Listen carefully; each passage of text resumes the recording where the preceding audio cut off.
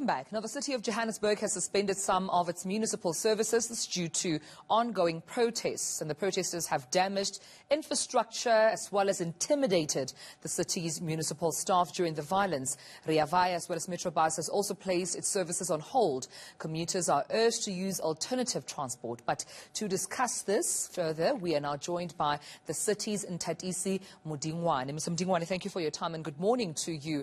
Let's talk about how you are directly impacted and affected by this looting. Yes, thank you very much, Tumelo, for the opportunity, and good morning to the viewers. Yes, as a city, yes, there were services that had to be suspended because we wanted to, one, save property, two, save lives, especially for commuters and our employees that are driving the buses. So as you indicated, we had to suspend the Rea Vaya services as well as Metrobus services. However, on the other end, some of the services were not severely impacted, except for the city power contractors, because what has happened is that in some of the areas where these riots happen, it's areas that are serviced by city powers where we have to go out on calls to do repairs and maintenance when there's outages. Right. So we had to pull out some of those contractors, and that got us a backlash because people would phone and say we're having a electricity technical challenge, and then we would not be able to respond on time. With that being said, I mean, do you know when you would be suspending these services until, like in terms of dates and timelines?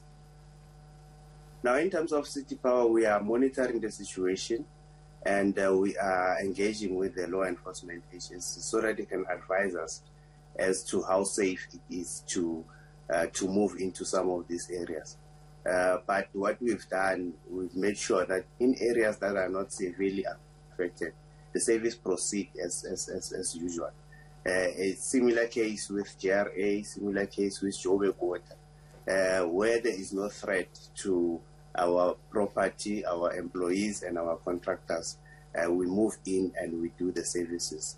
Our anticipation is that because yesterday most of the teams were out on the ground, and our anticipation is that the situation is calming down, and we're hoping that after assessment today, we will be able to indicate how soon all the teams will be on the ground.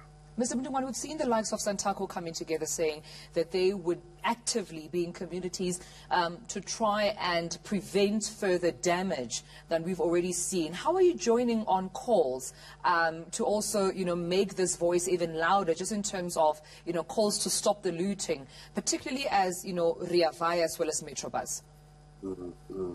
Yes, the MMC for Public Safety, Councillor Modingoane, on Monday issued a stern warning and a message to communities to refrain from participating in these activities.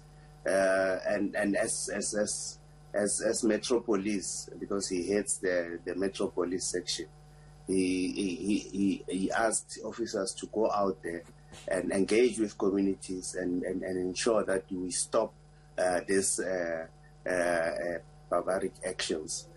So as a city, we are joining forces with everybody, all the stakeholders, your Santacos, your NGOs, and so forth, to just condemn these activities and really get the city to start working again, because this is setting us back, especially given this pandemic, the COVID-19, which has already impacted people in terms of employment and other economic activities.